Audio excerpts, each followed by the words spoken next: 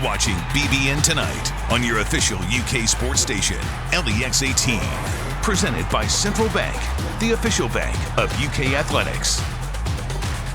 Well, welcome back to BBN Tonight. Let's check up on the Kentucky football program now. For help with that, we're joined by former Cat Jeff Piecoro of the UK Sports Network. Jeff, the Cats are already back in the weight room this offseason, and ESPN has already weighed in with a projection for the 2021 Kentucky team, ranking them at number 57 out of the 130 FBS teams. What are your thoughts on that? I think, again, Kentucky gets no respect for what they have coming back for this football team. I think that is probably 30 places too low for them. I think this is a top 25 type team. And obviously, I think the biggest question is the quarterback and the offense. Can it be explosive? And I think they address those issues in the offseason. And if those guys are going to be eligible, if they allow them to transfer in and play, Wan'Dale Robinson and Big Trevon Morgan, I think that just opens things up for them. And I think they'd be much better than 57. Just a quick follow-up before we get to the next question. So, everybody keeps bringing that up, quarterback and offense. Are we going to know that through the spring? I think they want to get to fall ball with a definitive number one quarterback, especially when you're bringing in a new coach and you're changing everything around on that offense. You want somebody that step in front and kind of take the reins, do whatever you want to call it, but be the number one guy so everybody can get behind him. I like bringing Levis in. I think there's nothing wrong with that. Who's gonna win out in this battle? You've got Gatewood, you got Bo. Both of those were really high guys coming in, and now you got Will Levis coming in from Penn State. So those three guys are going to battle it out. All right, staying with the offense and new coordinator Liam Cohen. The Cats Paws reports that Scott Woodward will serve as a quality control assistant for Kentucky after spending the last 2 seasons working in a similar role at Pitt. Woodward spent time as backup to Cohen when they were quarterbacks at UMass. Sounds like a pretty good fit, somebody you can bounce ideas off of.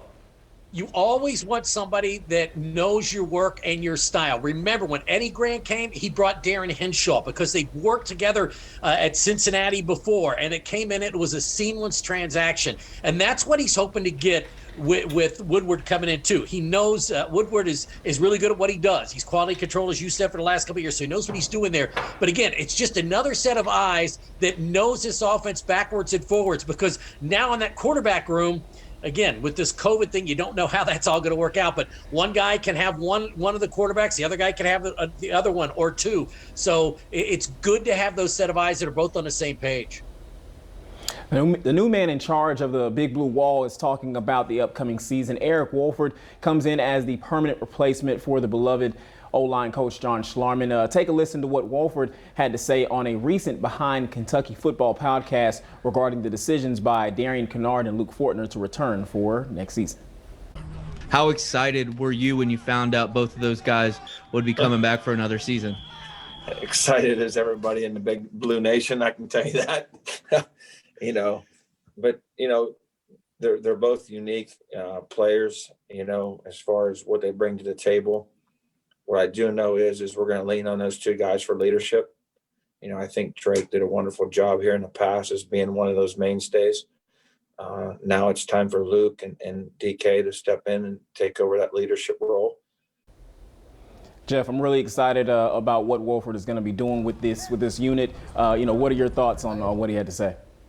Well, I think he did a big sigh of relief when Kennard said, I'm coming back. And then for Luke to come back as well for that extra year. Because, look, I always tell everybody, Bill Belichick wasn't a great coach when he was in Cleveland, right? But then all of a sudden, it's the talent that surrounds you. Joe Torre was a bad coach with the White Sox years ago and with the Atlanta Braves. But he gets the Yankees, has all that talent, and look what happens. I think it's going to be the same thing here. Darian is so huge coming back because that fills a huge hole for them had he left, because you don't ever want to lose both of your tackles. So now you've got look, they've got depth. They got Dotson, Flax, they got Lewis, they got Watson, they got Q, they got Horsey. I mean, this is a very deep offensive line, so they're going to be able to play 8 guys and continue that substitution pattern they've had the last couple of years. I do not see a drop off, and I think that with this change of what they're going to start to do on offense, quicker passes, getting the ball out, I really think that that's going to open things up for the running game, and it's even going to be better this coming year. Pick, about 30 seconds left. Outgoing Cat Quentin Bohanna has caught the eye of NFL scouts. The senior nose guard says he's earned an invitation to the combine, reserved annually for the top eligible prospects. And also Kelvin Joseph, number 4 ranked cornerback, there by ESPN. So a couple of good outgoing players getting a chance, sounds like. For me, the only question with Q is right here. Does he want it? Because he's got the body, he has the physical ability. And now when you get to that level, there's a lot of guys that can get to that level, but can you stick there and stay? And that's all what's right here. I think he can. I think he's got a good motor, and that's what they're looking for when you get to that level.